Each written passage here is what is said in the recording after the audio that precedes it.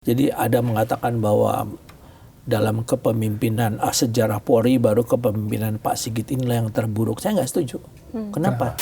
Pak Kapolri. Nah, kita sudah membentuk tim akselerasi transformasi reformasi Polri itu sejak tanggal 28 Agustus. Okay. Jauh sebelum GNB ketemu Pak Prabowo.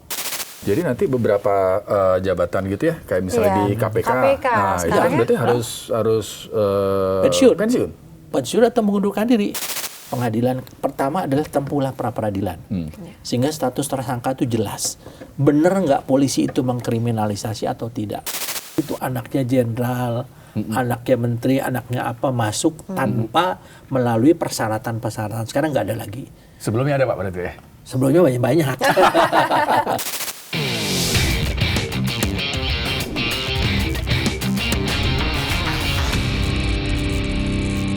Halo, berjumpa kembali Bikin Terang di podcast yang selalu memberikan kecerahan informasi. Ya. Nah, memang itu tujuannya ya, tujuannya Mas memang ya. itu, selalu bikin terang gitu. Nah, kali ini sudah hadir bersama kami di sini ada mantan Kabar Eskrim Polri Pak Ito Sumadi. Terima kasih Pak sudah hadir di sini. Makasih Pak Rizky, makasih Pak Yasmi. Iya, sama-sama. Pertama-tama, saya mau nanya dulu ya Pak. Setelah menjadi Kabar Eskrim, kemudian sempat menjadi duta besar Pak ya di Myanmar. Kemudian sekarang kesibukannya apa Pak? Saya sekarang sebagai Ketua Dewan Pertimbangan Pusat Legiun Veteran Republik Indonesia. Dilantik Presiden tanggal 23 November tahun 2023. Pak Jokowi waktu itu di istana.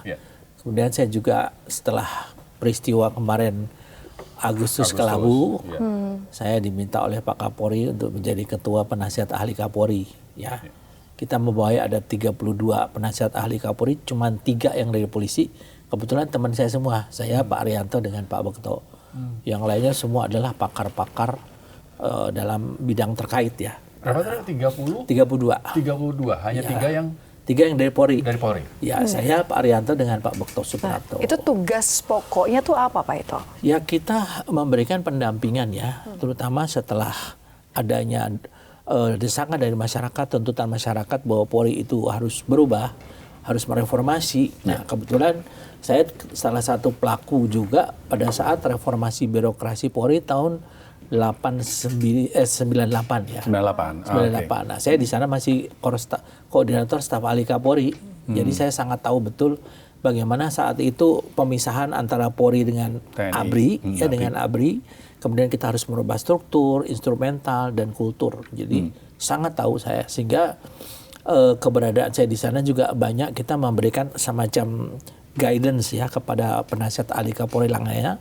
Ya, mereka mendampingi 52 anggota tim internal reformasi Polri. Kenapa 52 orang? Banyak bertanya. Polri itu kan strukturnya banyak. Masing-masing struktur diwakili oleh dua orang yang dipilih berdasarkan kapasitasnya mereka, juga berdasarkan pengetahuan dan pengalaman mereka. Gitu.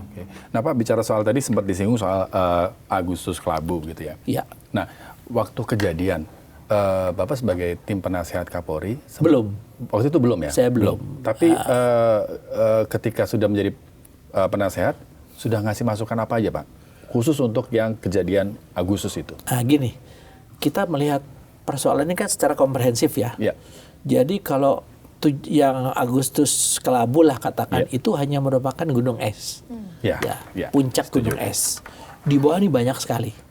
Nah, sehingga pada saat itulah, sehingga dengan adanya tuntutan masyarakat, kita langsung melakukan pengkajian yang sangat mendalam. Kita rapat tuh maraton 8 kali ya, dipimpin oleh Pak Wakapolri.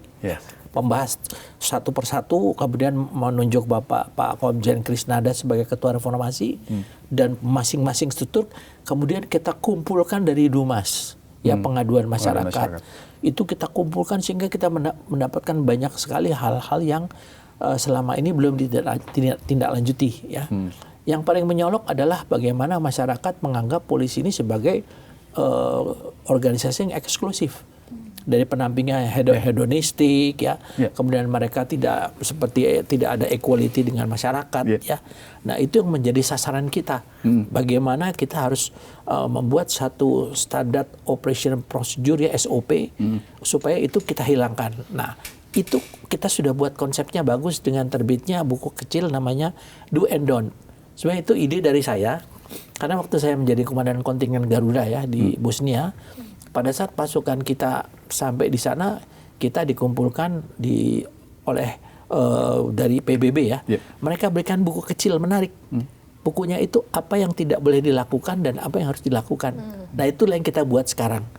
Bukunya banyak sekali, tebal ya sekarang, tapi kita buat ekstrasinya buku itu beberapa pointer-pointer, itulah yang harus dilakukan oleh anggota kita, mulai dari penampilan, pelayanan, kemudian kegiatan pelindungan, penegakan hukum, dan pelayanan unjuk rasa. Jadi sekarang nggak ada lagi penanganan unjuk rasa. Pelayanan unjuk rasa. Pelayanan unjuk rasa. Okay. Kita gunakan istilah itu. Yeah. Nah, kemudian yang dikedepankan juga tergantung daripada siapa yang melakukan unjuk rasa.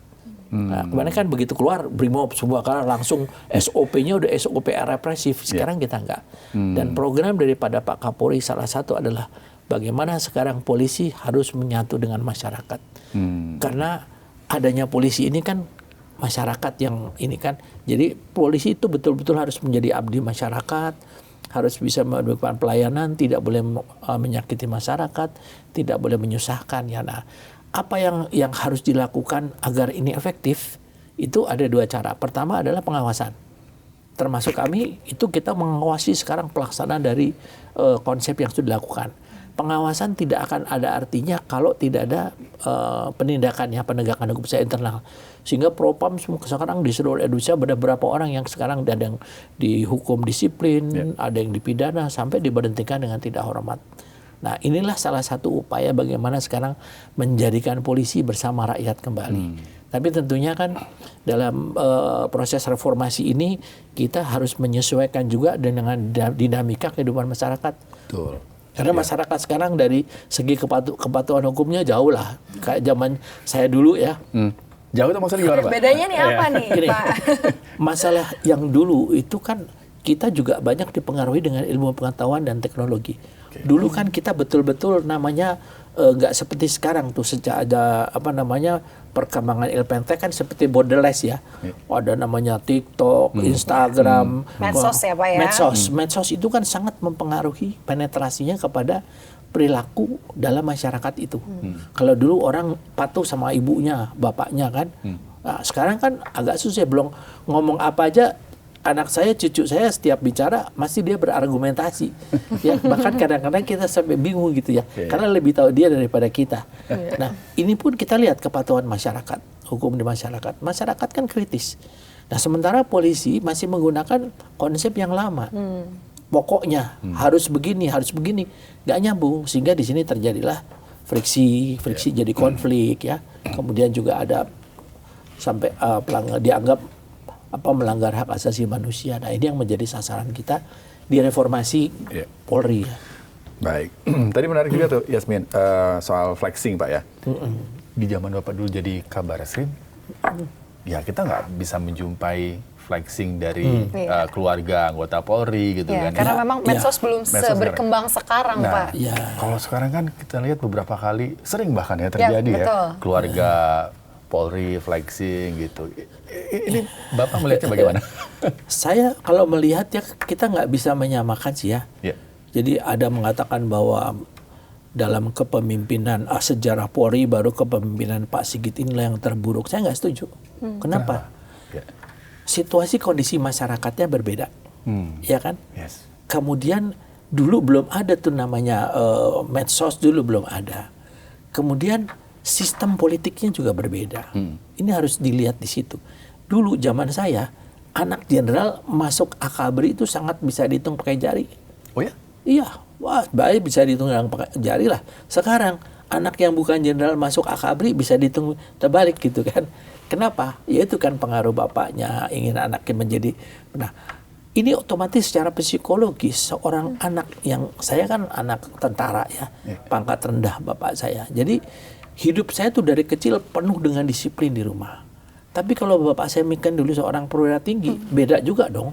Semua serba ada, semua ini. Kemudian kalau kita dimarahin jadi anak mami, kita anak papi kan, kita dimarahin, pembina yang dimarahin. Dan itu betul-betul, itu betul-betul menjadi keluhan daripada salah satu pimpinan di lembaga pendidikan di Polri ya.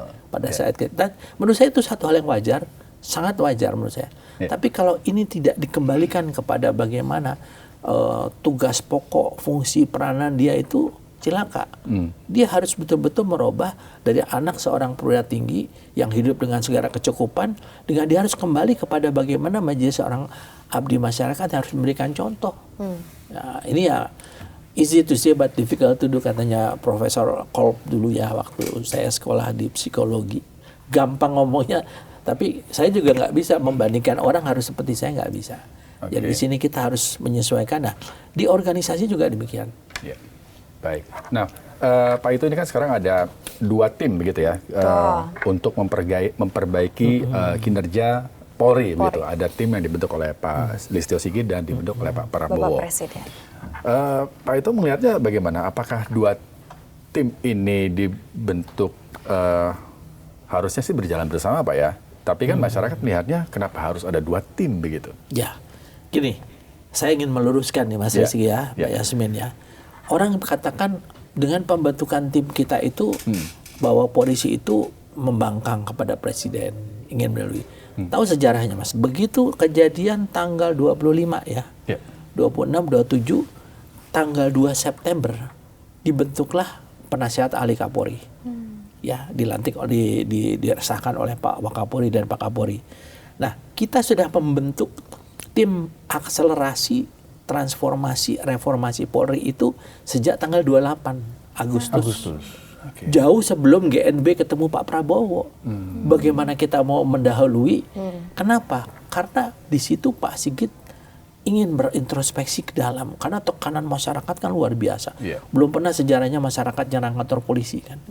Itu menjadi sesuatu introspeksi yang luar biasa bagi Pak Sigit. Kenapa ini bisa terjadi? Sehingga dibentuklah ini sampai mengundang 32 penasihat ahli Kapolri kan, membentuk 52 anggota internal. Itu karena Pak Sigit ingin melihat secara komprehensif, memotret kondisi organisasi Polri ini sebagai apa secara penuh. Setelah itu kita buat, tiba-tiba ada GNB kan, ya udah kita di situ jalan terus kita mau membenahi rumah yang menurut orang itu rumahnya banyak yang rusak. Masa kita nunggu orang membenahin? Yang paling tahu siapa? Kan kita. Yang tahu sejarahnya polisi kan kita. Sehingga di sini yang mungkin kami perlu meluruskan. Kalau namanya orang luar meluruskan ke dalam, belum tahu dia tahu sejarahnya polisi. Belum tahu bagaimana. Nah, kenapa kami? Karena kami kan ngalamin. Ini harusnya begini kok begini gitu. Makanya keluar buku Do and Don't itu. Nah, sekarang dengan adanya tim reformasi di bentukan Pak Presiden, Komite Reformasi kan ada 5 mantan Kapolri. Mantan Kapolri ini nanti akan ngomong apa yang sudah dilakukan oleh polisi dan apa yang kira-kira mendapat masukan dari pihak luar. Sehingga di sini lebih komprehensif. Dan jujur aja menurut saya memang yang paling perlu diperbaiki adalah culture-nya ya. Culture itu pasti ya, itu tadi saya katakan kan ya, bahwa kita harus kembali kepada habitat kita untuk memberikan perlindungan, pengayoman, pelayanan kepada masyarakat, menegakkan hukum dengan hati nurani ya. Karena dulu waktu saya kabar eskrim, saya bilang tegakkanlah hukum dengan hati nurani. Kita punya namanya diskresi. Diskresi itu sama dengan restoratif justice, mirip lah. Nah, itu bisa dilakukan, tapi bukan diskresi ini untuk mencari keuntungan gitu. Wah, kesempatan nih kalau gitu kasus ini saya damaikan aja, yang penting saya dapat sesuatu. Padahal kasusnya harus terus. Nah, kalau diskresi itu kan enggak. Kasus-kasus tertentu kita damaikan karena kita lihatlah kemampuan lembaga masyarakat kan sangat terbatas. Tapi Pak Ito sendiri melihat nama-nama di luar dari kepolisian begitu yang dibentuk atau dipilih oleh Bapak Presiden untuk reformasi Polri ini seperti apa, Pak? Menurut saya bagus. Kenapa? Prof. Mahfud itu sahabat saya kenal baik, kan saya ngadep sebelum kepada beliau ya, dengan yang 10 purnawirawan Polri itu, karena kan sebelumnya ada purnawirawan TNI ya, Tapi di luar daripada ini itu kan hanya forum komunikasi lah ya, yang tidak itu kan kita lihat loh kenapa jadi orang ini ngurusin polisi gitu kan. Nah kita juga pengen kasih tahu loh Pak kita udah berbuat ini loh Pak Mahfud tuh menerima apa yang kita lakukan, dan beliau tuh kan dulu waktu Menko Polhukam ini kan beliau kan adalah membawahi Polri, sangat tahu. Kemudian Pak Jimli itu ahli hukum tata negara ya, beliau sangat tahu bagaimana sistem, karena polisi ini kan bagian dari sistem. Pak Yusril, beliau seorang ahli hukum ya. Kemudian ada Pak Menkum, semuanya itu menurut saya adalah sudah sangat baik, kecuali kemarin kan belum ada representasi daripada seorang wanita ya. Saya juga nggak tahu kenapa, karena di dalam organisasi kepolisian juga kan ada unsur wanitanya. Kemudian kita juga menangani pelanggaran hukum yang dilakukan oleh wanita dan anak-anak.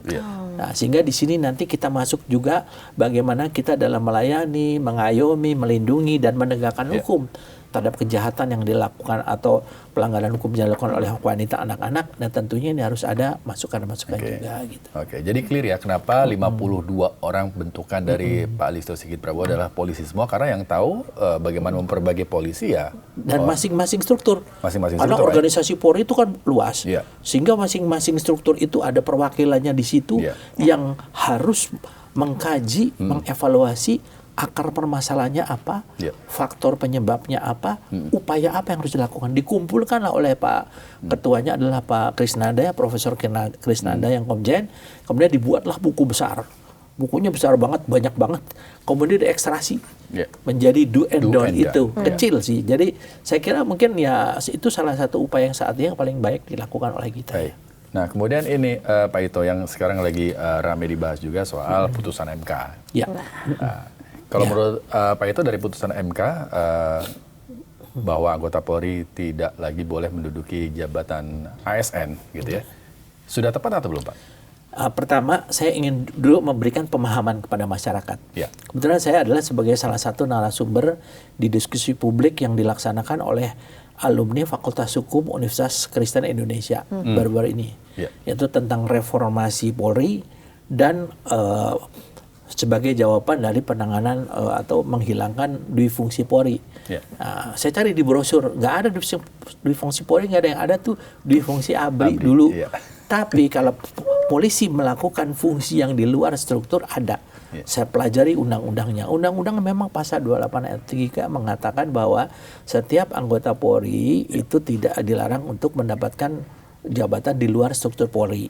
Ya, kecuali dia mengundurkan diri atau pensiun atau, nah ataunya yang orang lupa, atas permintaan lembaga terkait dengan persetujuan Kapolri. Yang minta dia adalah kementerian di luar, bukan Kapolri. Nggak bisa naruh orang di sana. Kemudian orang menanyakan waktu di forum, Pak, kenapa mereka naik bintang 3 semua? Ya jujur aja, saya sebagai bintang 3 dulu kan cuma 6 ya. Sekarang kan ada 30-an. Saya pikir jadi gue sekarang banyak banget temennya gitu kan. Nah, ini kan status penaikan bintang 3 ini adalah di dalam lembaga itu, kementerian itu ada namanya struktur kepangkatan, ya penyamaan. Misalnya eselon 1, eselon 2 itu kan, ini setara bintang 3 oleh kementerian itu, dialah mengajukan kepada Bapak Presiden. Bapak Presiden menyetujui. Jadi orang nanya kan, Pak, kok banyak banget bintang 3? Jangan tanya Kapolri, tanya Presiden sama tanya Menpan RB. Karena Menpan RB kan yang begitu. Nah, kalau saya pribadi, saya mengatakan bahwa saya tidak bisa mengatakan bahwa ini salah. Kenapa? Permintaan daripada kementerian itu kan didasarkan kepada kebutuhan. Soal kalau misalnya tidak ada kebutuhan, ngapain dia minta dari polisi kan? Nah, tapi tentunya ini nanti harus sekarang ada tim Pokja, tim pengkajian ya. Setelah ada urusan ini, karena kalau yang sudah purna, yang sudah mengundurkan diri kan nggak ada masalah. Sekarang masalahnya banyak yang belum purnawirawan ini kan. Yang masih aktif. Masih aktif. Begitu nanti dia ditarik, tentunya akan jadi masalah kan. Karena kan sifat keputusan MA ini kan final dan mengikat ya. Sehingga ini kan harus dilaksanakan meskipun Undang-Undang Nomor 2 Tahun 2002-nya masih belum direvisi. Nah, tentunya ada hal-hal yang perlu dibicarakan antar lembaga. Dan kemarin juga ada kontroversi yang mengatakan Pak Menteri Hukum kalau nggak salah mengatakan tidak ada masalah. Nah itu kan stakeholder daripada pemerintah kan. Nah, tentunya ini harus ada penyatuan. Saya belum bisa mengatakan bahwa ini salah atau enggak, tapi kalau menurut saya banyak kementerian-kementerian atau lembaga yang memang terkait dengan tugas polisi.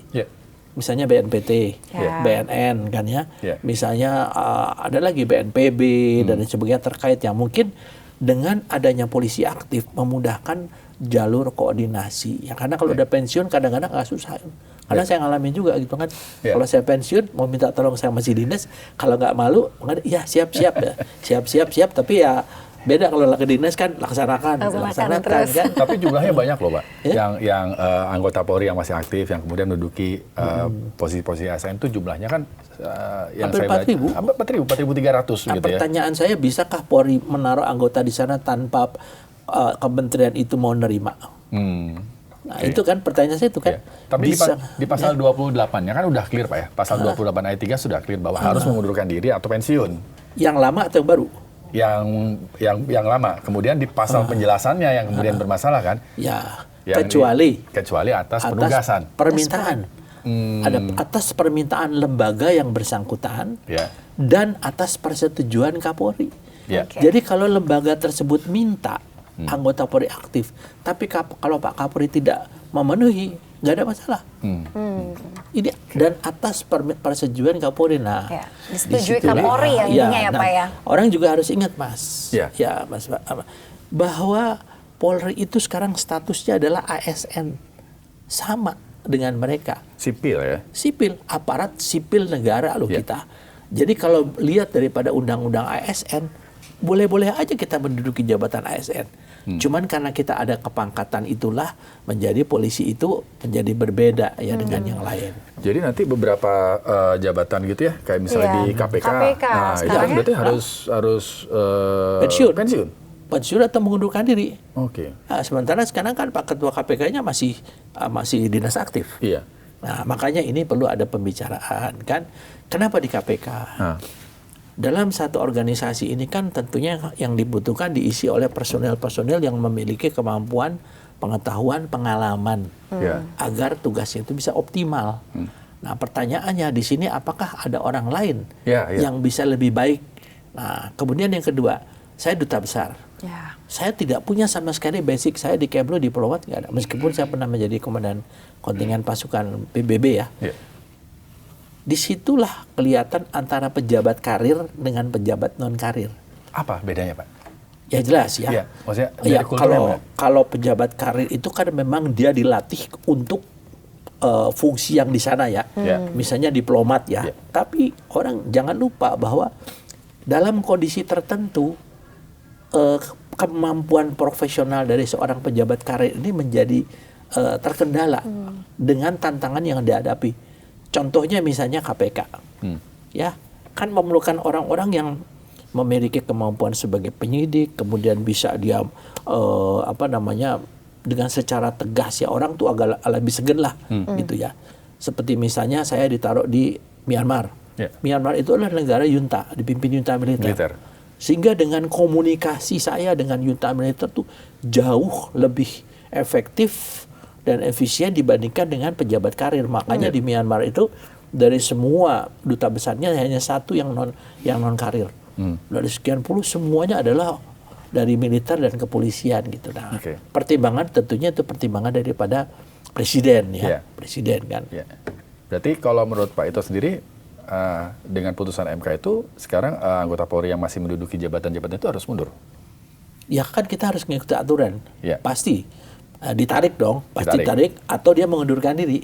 Nah, kalau dia mengundurkan diri, oke, sekarang bayangkan ya, misalnya katakanlah seorang komisaris jenderal ya atau irjen, dia balik ke polisi, di polisi ini kan udah penuh jabatannya. Terus nanti mau ngapain kerjanya di sana kan nongkrong, nggak punya anak buah kan, nah kan itu jadi kendala juga sementara. Nah sekarang tinggal bagaimana kementeriannya, apakah kementerian terkait itu masih memerlukan yang bersangkutan, diberi pilihan. Kamu harus mau mundur atau pensiun dini atau meneruskan. Nah, biasanya mereka tuh ada alih status ya. Alih status. Cuman repotnya kalau menurut aturan seorang yang alih status atau oleh golongan dia memang mendapatkan penambahan masa kerja ya. Misalnya kalau di kepolisian di TNI, kalau polisian ya TNI sekarang udah berubah ya. Kita kan 58. Nah, kalau kita alih status golongan kita masih 60. Tapi kita adalah statusnya adalah ASN murni. ASN murni kalau sudah pensiun aturannya kita nggak boleh pakai pangkat lagi. Misalnya saya menggantikan almarhum Pak Brigadir Jenderal TNI Sebastianus Sumarsono. Dia dulu di Seknek. Beliau itu sampai 60 umurnya. Jadi pada saat dipasang di fotonya di sana tidak menyebutkan Brigadir TNI Purnawirawan. Jadi hanya hilang. Karena kita kan udah alih status. Meskipun pada kenyataannya masih tetap banyak yang pakai, tapi nggak apa-apa juga sih kan. Juga demi negara ya. Tapi saya penasaran Pak, sejauh ini kalau kata Gen Z, spill dong Pak, mungkin ada para tadi yang menempati posisi-posisi tertentu tadi, misalnya pejabat KPK, yang mungkin ada komunikasi dengan Bapak ke depannya harus bagaimana setelah adanya KUHP ini Pak? Yang KUHP? Ya. Kita bicara masalah KUHP sekarang. Kita sebetulnya menyambut baik kan nih agenda penting ya, agenda penting terutama dalam menyesuaikan kepada dinamika perkembangan masyarakat ya, dan juga bagaimana menyambut KUHP baru. Ya, di sana kan sekarang dalam KUHP ini tidak sembarangan orang bisa menggunakan kewenangan untuk menahan orang. Ya, tapi tentunya kan penahanan ini selama ini adalah didasarkan kepada 2 unsur. Unsur objektifnya adalah ancaman hukumannya di atas 5 tahun. Unsur subjektifnya itu 3, dikhawatirkan melarikan diri, menghilangkan barang bukti, atau mengulangi perbuatannya. Nah, disinilah pertimbangan subjektif daripada seorang penyidik untuk melakukan penahanan. Ya, sehingga kenapa? Kalau penahanannya ada masa penahanannya. Ya, orang pada rame, kenapa Pak Roy nggak ditahan? Kalau saya bilang, sama Pak Arsyado kan sahabat saya kan. Saya bilang Mas Roy nggak bakal lari lah. Kalau lari ketahuan sih kemana aja karena udah populer ya. Pak Suryo itu kan sekarang sudah jadi artisnya Wood ya. Kan ada Bollywood dia udah Wood kan. Wood ya sekarang ya. Meskipun kadang-kadang beliau kalau ngomong nggak jelas gitu kan. Itu sahabat saya. Saya bilang sama beliau ya jujur aja. Sekarang ini juga terkait dengan KUHP baru nih. Kan mereka itu kan belum bersalah, baru ditetapkan sebagai tersangka. Ini kita berikan pemahaman hukum. Di polisi itu tidak boleh kita mengatakan orang itu bersalah atau tidak. Kenapa? Kalau lihat criminal justice system, sistem peradilan pidana, polisi ini adalah bagiannya cuma menyidik, mengumpulkan keterangan. Kalau ketemu keterangan ini jadi dua alat bukti yang sah sesuai pasal 184 ayat 1, maka bisa ditingkatkan menjadi penyidikan. Penyidikan ini jaksa masih ngontrol lagi. Ini barang buktinya benar atau kalau nggak bisa. Kalau jaksa bilang bahwa barang buktinya adalah tidak bisa dengan penyidikan, Polri harus mengeluarkan SP3 penghentian. Jadi orang ini belum dikriminalisasi. Inilah pengertian orang. Nah, kalau sudah di jaksa penuntutan, selesai tugas polisi. Ini tugas lu nih. Udah gua nggak ada urusan apa-apa gitu kan. Jaksa urusannya mengolah bagaimana membuat seseorang ini menjadi terdakwa untuk diajukan ke pengadilan. Nah, kalau sudah di pengadilan dia salah, maka dia jadi terpidana. Kalau dia nggak salah, dia boleh ngomong, kita dikriminalisasi. Nah, di bidang penyidikan, mereka punya hak yang namanya pra-peradilan untuk menguji secara formal ya, bukan material. Orang itu betul sah tidak ditetapkan sebagai tersangka. Kalau ternyata pengadilan pra-peradilan mengatakan nggak boleh ditersangkakan kayak dulu kasusnya Pak Budi Gunawan kan. Nah, berarti di situ bolehlah orang dibilang dikriminalisasi. Sekarang belum apa-apa udah kriminalisasi. Kalau menurut saya Mas Roy itu udahlah tempuh pra-peradilan aja, tersangkanya sah nggak gitu. Kalau nggak ditempuh berarti takut juga kan gitu kan. Wah, jangan-jangan gue salah juga gitu kan. Pak itu, tapi kenapa sih banyak masyarakat yang bertanya kenapa sih kasus ini tuh berlarut-larut gitu Pak kesannya Pak? Nggak selesai-selesai Pak. Aku jelaskan secara Mbak. Masyarakat mungkin nggak tahu ya. Untuk namanya pencemaran nama baik, penyebaran berita bohong melalui media, objeknya apa? Ijazah. Ijazah kan dilaporkan di Mabes Polri. Kemudian di Polda ini yang dilaporkan adalah pencemaran nama baik, penghasutan ya, kemudian penyebaran berita bohong. Nah, ininya belum selesai. Di sini objeknya kan belum ada. Ya Polda Metro hanya nerima aja dulu. Dia belum bisa bertindak apa-apa. Tambah lagi satu di Pengadilan Sleman.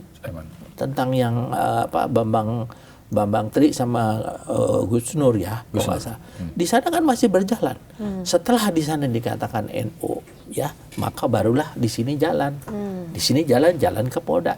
Nah di Polda ini sekarang kenapa katanya sampai ratusan katanya pengacaranya Pak Roy Suryo itu kan, justru disinilah yang ada di dalam salah satu KUHP yang baru bahwa penyidik harus mengedepankan prinsip kehati-hatian. Penyidik kehati-hatian. Nah di sini Polda juga harus hati-hati nih. Nah sekarang tinggal beradu. Banyak orang-orang yang mengatakan, udahlah Pak Jokowi nunjukin aja lah. Nah iya. Itu kan. Nah, saya tanya sama Pak Roy Suryo, kalau ditunjukin selesai? Ya belum Pak, nanti kita harus melakukan dulu dong verifikasi atau apa? Dalam hati saya kan saya pada bilang, emang gue siapa? Bisa itu kan. Tapi ada satu contoh kasus yang hampir sama Pak. Tahu kan Pak Arsul Sani Pak Arsul Sani kan sama-sama dituduh ijazah palsu. Ada dua pengertian saya. Ya, gimana tuh Pak? Ini nggak tahu ya, mohon maaf kalau saya salah. Ini apakah di framing ini loh, Pak Arsul Sani gini kan sudah beres gitu kan. Tapi ada juga secara murni ya, memang Pak Arsul Sani memang tidak mau mempermasalahkan. Tapi kalau sudah tidak mempermasalahkan, pertanyaan saya, orang yang udah punya mindsetnya itu, saya itu adalah memalsu ijazah, apa bisa menerima? Kita coba pakai logika lah, berpikir logika. Makanya saya nggak mau lah berdebat sama kalau yang nggak nyambung gitu kan. Ini nggak nyambung ke sana, ngapain saya berdebat, ngabisin energi. Karena kalau kita lihat di lini masa itu semacam apa, orang itu sudah lelah dengan perdebatan isu ijazah palsu gitu kan ya Pak. Yang untung siapa? Yang untung ya orang yang bisa mendapatkan keuntungan dari isu itu dong Pak. Yang untung media lah. Sekarang podcast, coba kan apa namanya, aku Susno 2J teman saya tuh, dia ratingnya banyak. Untuk Sumardi dengan Susno 2J ini bertentangan. Kalau saya sama Susno 2J sama, dia nggak dapat duit ya karena dia bertentangan ini kan. Kalau saya sih, saya coba berpikir secara normatif sebagai orang yang betul-betul paham masalah hukum, kan ya. Jadi memang kasihan masyarakat ya. Lama-lama sih juga udah sebel juga. Jangan orang anak saya tuh kan, anak saya juga dia paham ya. Wah pertama dia nyalain, wah setelah dia ngerti semuanya dia udah diem, nggak tanya lagi. Karena orang udah lelah. Ya tapi sekarang yang apa solusi yang terbaik? Udahlah maju aja ke pengadilan. Pertama adalah tempuhlah pra peradilan, sehingga status tersangka itu jelas. Bener nggak polisi itu mengkriminalisasi atau tidak? Kalau tidak, yang salah ya dia sendiri kan. Maju terus kan di kejaksaan sekarang. Kalau kejaksaan mengatakan ini unsurnya udah penuh, bisa maju ya majulah. Nah, jangan dikaitkan yang lain-lain lah. Ini kan sekarang diblokin isunya jadi panjang lagi ke yang udah divonis nggak ditangkap-tangkap lah, ke yang namanya di Singapura dengan Australia semuanya. Capek kita lihat ya. Tapi ya itulah Indonesia. Kita lagi lucu-lucunya kok sekarang. Lagi lucu-lucunya. Baik Pak, ini menarik juga nih. Ada kemudian masyarakat membandingkan gitu ya dengan kejadian-kejadian di luar sana. Ketika ada satu peristiwa, masyarakat akhirnya berpikir, mendingan lapor damkar deh, lebih cepat gitu, membandingkan harus daripada lapor ke polisi gitu. Pak itu melihatnya bagaimana? Itulah salah satu fokus dalam reformasi Polri. Gitu ya. Sekarang sudah dibentuk oleh Pak Kapolri, dikembalikan lagi fungsi perwira samapta, Pamata. Sekarang yang sekian ribu, ya kalau nggak salah 5.000 anggota Bintara Polri itu 3.000 itu disebar di lapangan, 2.000 di Brimob. Ya, itu untuk apa? Jadi sekarang namanya Babin Kamtipmas harus seperti Pak Babin, tahu kan Pak Babin kan? Datengin kan. Itu harus. Kita lihat sekarang polisi lalu lintas ada nggak di lapangan? Banyak sekarang disebar di lapangan. Karena selama ini orang kan lebih takut dengan sosok daripada dengan atlet segala macam. Zaman di Indonesia sekarang. Saya kan baru kembali dari negara Eropa ya kemarin ya, kita jalan-jalan dengan teman saya Pak Peter Gonta. Dia bilang, Pak Ito, ini kok bisa sih di sini Ruth, di sana nggak Ruth? Mau, saya bilang. Kalau mau orang Indonesia ditukar aja sama orang Scotland, saya bilang orang Inggris, biar orang Inggris ke Indonesia, nah, biar dia bisa mendapatkan kebebasan di Indonesia. Kenapa? Penegakan hukum kita sampai sekarang ini belum didukung sepenuhnya oleh masyarakat. Contoh aja yang paling sederhana, orang melanggar arus lalu lintas. Itu kan kayak biasa aja. Mau celaka, mau apa, terserah kan. Nah, kembali ke masalah tadi. Fokus yang kita lakukan adalah bagaimana mengembalikan kepercayaan masyarakat kepada Polri. Yang harus dilakukan Polri apa? Bagaimana kita membayar harapan masyarakat, sehingga masyarakat wah kalau gitu mendingan saya daripada lapor ke Damkar, lapor ke polisi aja. Nah ini sekarang yang jadi sasaran sama kita adalah bagaimana pengawasan kita bisa betul-betul dilakukan. Kita salut ya dengan Pak Purbaya ya. Dia salah satu idola saya lah. Meskipun ada kekurangan juga ya. Adalah kekurangan. Karena saya pemain golf kan. Gara-gara kebijakan beliau sekarang lapangan golf sepi gitu kan. Kalau namanya waktu libur bolehlah main golf. Karena saya juga pengurus golf kan, saya kan pembina golf. Takut disidak bagaimana Pak? Ya, bukan. Jadi mungkin beliau punya pemikiran golf itu sebagai olahraga eksklusif. Padahal ada 3 hal yang dikorbankan. 1, pembinaan prestasi.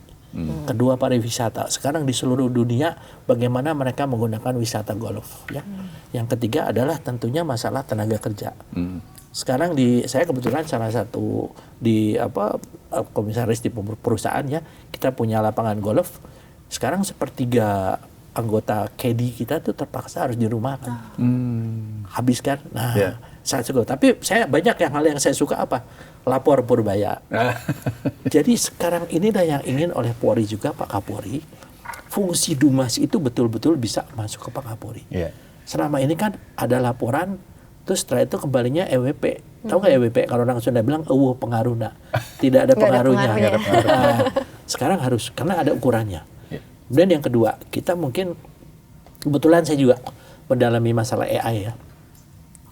Sekarang ke depan ini kita sedang akan buat satu konsep namanya Digital Police Report. Laporan polisi digital pakai handphone. Jadi real time. Dimanapun kita ada kecelakaan, ada kita kejahatan, kita lapor masuk aplikasi. Tapi harus ada enter point-nya dulu, persyaratannya masuk ya. Nanti udah lapor, ini udah langsung masuk ke ini, kita legan susun. Nah itu salah satu adalah upaya kita di dalam penegakan hukum.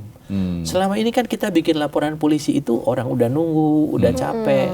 Belum itu, supaya cepet kasihlah sedikit uang rokok kepada polisi. Orang yang lain, polisi sekarang di mana-mana masih ada yang namanya ya pungli segala macam.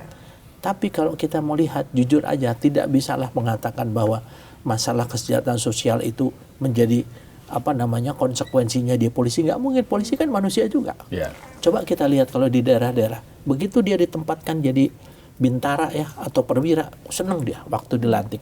Habis itu dia mikir, wah kalau saya ditempatkan di Jakarta, saya mau tinggal di mana? Aja dia ngontrak rumah, dari sana jauh, harus nyicil motor, dari mana? Dari gajinya dia. Pinjamlah sama koperasi ini.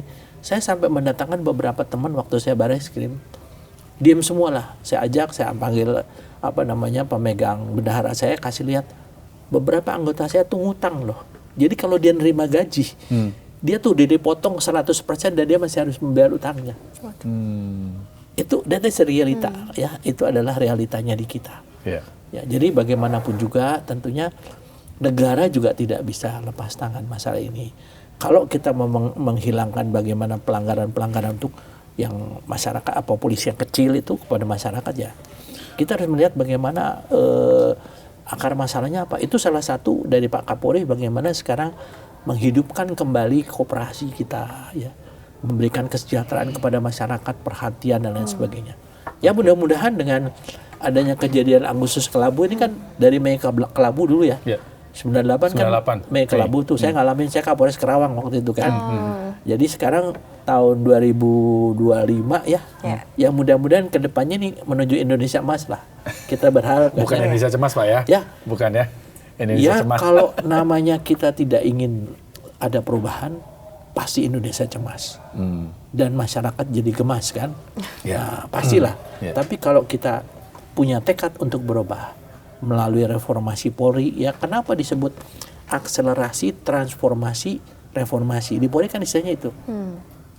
Reformasi sudah terjadi di kita, sudah berlaku. Tapi apakah sudah ada perubahan? Karena belum ada perubahan, maka pakailah istilah transformasi. Nah, transformasi ini kan kita pengen cepet nih. Makanya dipakailah istilah lagi akselerasi. Percepatan, perubahan, reformasi Polri. Itu yang digunakan istilah di Polri. Sekarang ada komite reformasi Polri oleh Pak Presiden. Pak Presiden itu beliau sangat-sangat memperhatikan masalah ini. Tetapi apakah dengan reformasi polisi negara ini baik? Kenapa? Polisi itu adalah bagian dari sistem. Sistemnya dulu harus secara menyeluruh. Ya, ya kementerian terkait, ya TNI, kejaksaan, pengadilan, nah itu yang harus dilakukan. Jadi reformasi Polri ini memperbaiki satu subsistem di mana subsistem yang lainnya itu harus diperbaiki. Mungkin ini juga Pak, memunculkan profil-profil polisi yang humanis ya. Betul. Karena kan selama ini kan mindset orang itu kalau polisi ya mindsetnya negatif. Mungkin perlu dimunculkan profil-profil yang humanis seperti Pak Babin itu kan orang ngelihatnya wah humanis sekali. Terus kemudian yang di Jakarta ada tuh yang suka naik motor itu kan. Yang motor itu kan. Itu menarik tuh Pak. Jadi gini Mas Fadli, jadi yang sekarang salah satu dari reformasi Polri yang sudah kita buat, karena saya kan terlibat di dalamnya ya, itu adalah bagaimana sistem meritokrasi. Jadi nggak ada lagi tuh anaknya jenderal, anaknya menteri, anaknya apa masuk tanpa melalui persyaratan-persyaratan. Sekarang nggak ada lagi. Sebelumnya ada Pak pada itu ya? Sebelumnya banyak-banyak. Nah, sehingga makanya dibilang, wah hedon banget sih lu katanya. Loh. Dia bukan hedon ini, bapaknya orang kaya kan, ya praksa dia pakai apa-apa segala macam, terus pada flexing segala macam, istrinya segala kan gitu kan. Nah, jadi inilah yang menjadi sasaran kita. Jangan menyakiti hati rakyat. Di mana rakyat sedang menderita, kita harus melayani dia, tapi kita membuat perbedaan eksklusif, gaya eksklusif. Sekarang dijadikan gaya inklusif. Inklusif itu supaya polisi dengan masyarakat itu equal. Nah, saya kira kalau setara ya, kalau namanya nanti Pak Kapolri tinggal lihat aja bagaimana hasilnya. Jadi meritokrasi tadi yang disebutkan ya, bahwa untuk menemukan orang-orang seperti Mbak Babin ini itu ada nanti kriteria-kriteria dari ahli psikologi ya. Ini di penasihat ahli Kapolri ini ahli psikologinya ada 3 atau 4 nih. Jadi beliau lah yang bikin satu pola. Nih loh nanti kalau nerita polisi kayak gini. Nah, ini kembali di dalam rekrutmen ini, proses rekrutmen ini sangat menentukan.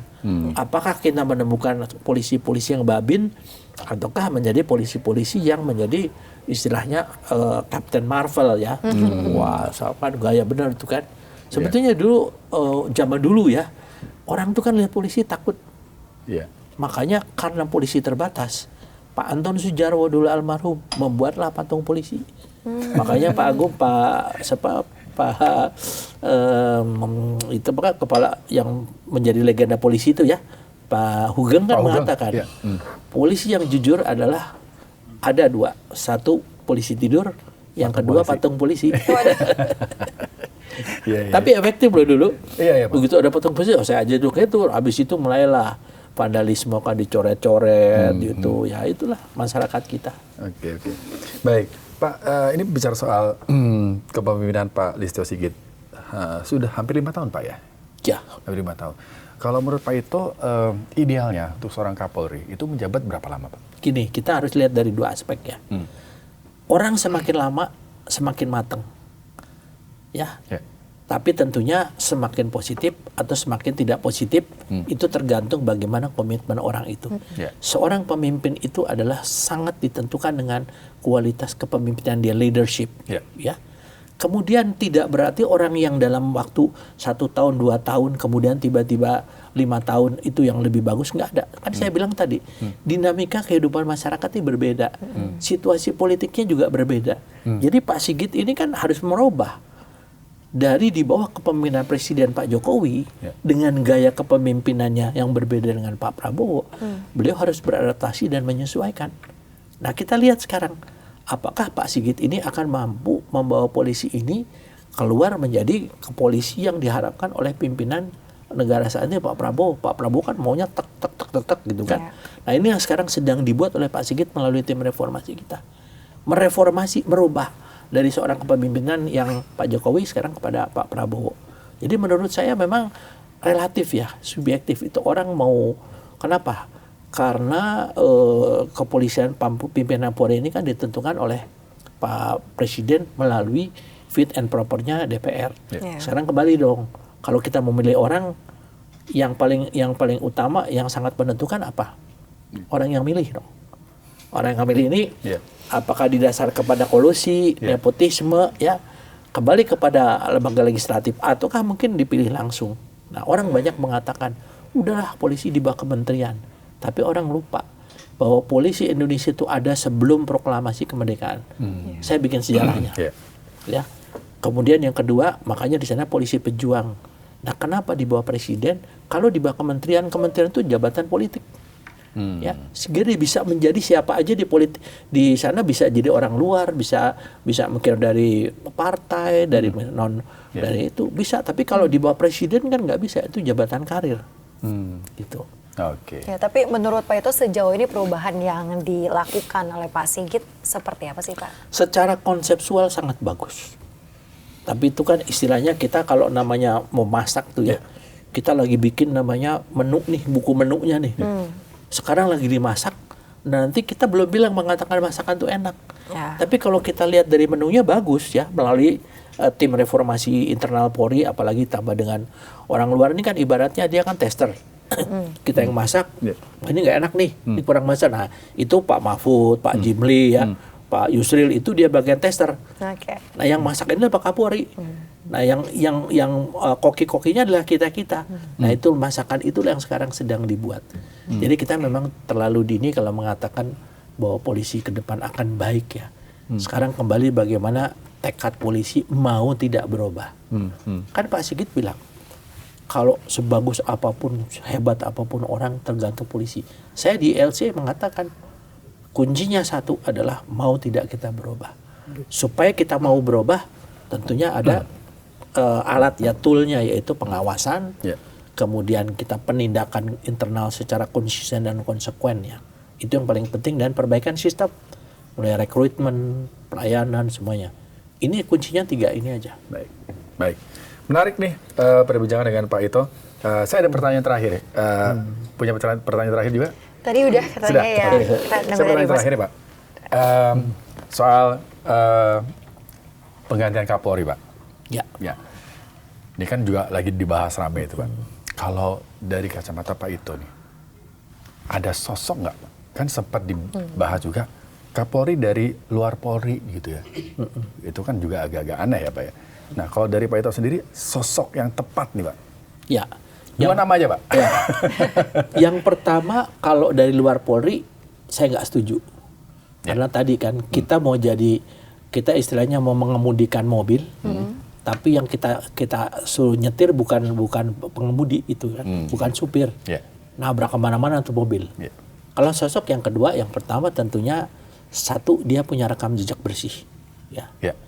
Kemudian kedua, dia memiliki nilai akademis yang bisa dipertanggungjawabkan lah.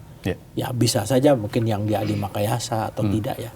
Ya ini menurut saya ini sudah harus dipersiapkan sekarang. Ya harus dipersiapkan dan hilangkanlah namanya nepotisme. Kenapa? Jangan sampai nanti kalau saya udah nggak jadi Kapolri, misalnya kan, wah nanti saya diobok-obok nih. Saya cari aja orang yang kira-kira loyal sama saya. Nah, kan berarti kalau di situ kan nepotisme, kolusi yang pada akhirnya mengorbankan kepentingan organisasi.